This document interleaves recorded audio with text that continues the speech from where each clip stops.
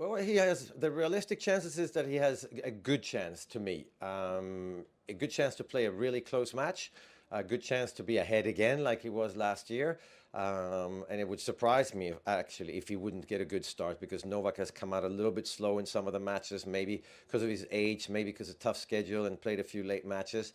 It's just in the long run trying to win the match at the end where you get a little bit tight and you don't hit the ball as hard and maybe not as clean and you're not as clear in your mind, and that's when Novak just suddenly shows up and goes into that lockdown mode and doesn't miss at all. So it's not enough to have 2 sets to love clearly against Novak, but you got to be able to play tennis under stressful situations when the ball keeps coming back and you have nerves are on edge because you're about to get to a Wimbledon final, and not sure that male player exists.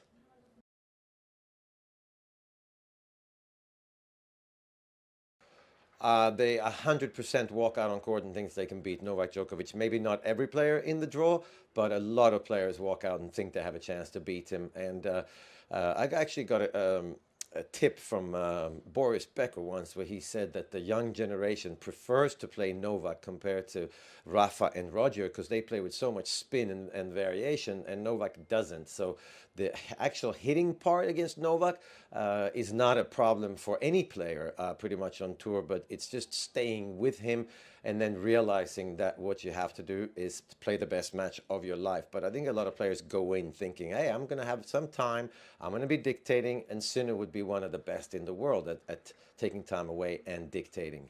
Unbelievably exciting to see Medvedev and Alcaraz at this stage of the tournament. I mean, I was hoping to see them because I find the matchup intriguing. Obviously, Medvedev had beaten Alcaraz once in Wimbledon a couple of years ago, and then Alcaraz destroyed Medvedev in the Indian Wells on a slow hard court with light tennis balls and that bounces really high. So this is a different surface. The bounce is low, and I wonder if Alcaraz can dictate as much as he did in that finals in Indian Wells. I have a hard time thinking that, but at the end of it, I think Alcaraz has shown in the last 2 weeks that he's a problem solver, that he goes into a match with an open mind. He's not just going to play tennis on his own terms by hitting winners and drop shots, but he's going to defend.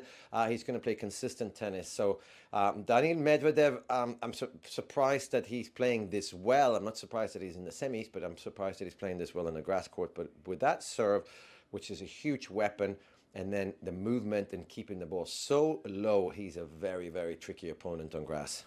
Who's the favourite going into this one? The favorite, I would think, is Carlos Alcaraz a little bit because he can be slightly more aggressive. But the serve obviously goes to Daniil Medvedev, so he might get more free points.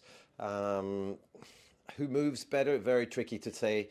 Alcaraz is obviously one of the fastest players in the world, and Medvedev, in a different way, reaches everything. So it's up to Alcaraz to dictate, I think, and to throw in the drop shot and come to the net a little bit. Medvedev is going to do what he does, which is not make mistakes, run forever, and hit big serves.